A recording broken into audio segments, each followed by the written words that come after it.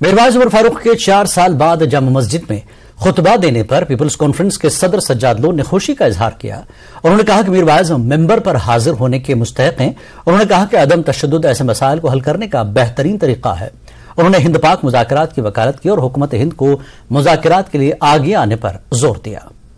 کا جو انسٹیٹیوشن ہے ایک تو ریلیجس تو ہے ہی ہے، لیکن اس کے ایک سوسائٹل کنوٹیشنز ہیں، سماجی اس کے کنوٹیشنز ہیں کہ ان کو جو ہے چھوڑ دے۔ اور یہ جو میرواعظ صاحب کو ہے پچھلے 30 سال سے اکثر انٹرپٹ کیا گیا ہے۔ اکثر ہم نے دیکھا ہے کہ جو فریکوینسی تھی جمعہ کی نماز کی اسپیشلی یا کوئی بڑا دن ہوتا تھا، اکثر جو ہے جتنی بھی سرکاریں آئی ہیں انہوں نے کہیں نہ کہیں ان کو نظر بند کیا، اور یہ تو سب سے بڑا پیریڈ تھا 4 سال کا۔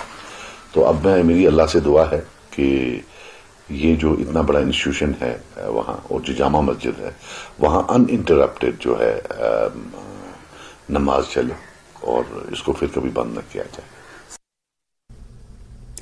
الطاف بخاری نے کہا کہ میر واعظ عمر فاروق کو جامع مسجد میں نماز پڑھنے کی اجازت دینے کے فیصلے کے لیے مرکزی وزیر داخلہ امت شاہ اور ایل جی منوج سنہا کا شکریہ ادا کرنا چاہتا ہوں۔ لیفٹیننٹ گورنر صاحب ہیں ان کو بھی کہ انہوں نے کہتے ہیں نا دیر آئے درست آئے، دیر سے ہی کیا لیکن صحیح ڈیسیجن ہے۔ مجھے امید ہے میر واعظ صاحب کے جو شائقین ہیں جو ایک عرصے سے لمبے عرصے سے انتظار کر رہے تھے کہ ان کے کہے ہوئے شبد سنیں، آج ان کا وہ خواب بھی پورا ہوگا اور آنے والے دنوں میں ہم سب کا بھی خواب پورا ہوگا، ہم بھی سنیں گے کسی دن جا کے۔ یہ ہے کہ آج میر واعظ صاحب ریلیز ہوئے تو گورنمنٹ آف انڈیا نے ہی ریلیز کیا نا، ہم تو ہمیشہ کہتے تھے کوئی اور نہیں کر سکے گا۔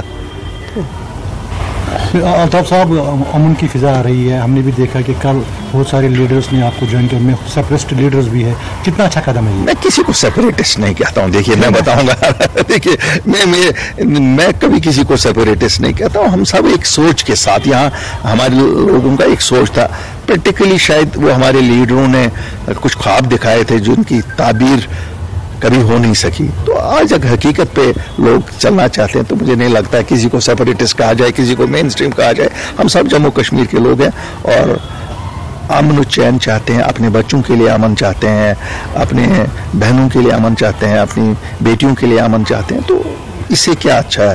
امن جب ہوگا انویسٹمنٹ آئے گی، کاروبار بڑھے گا، ٹورسٹ آئے گا۔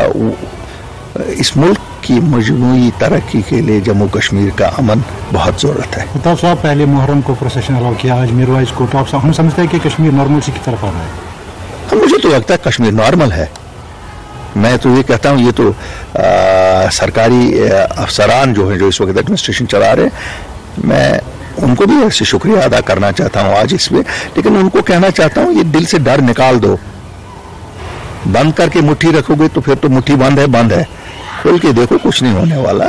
لوگوں نے اب من بنا لیا امن پہ چلنے کا۔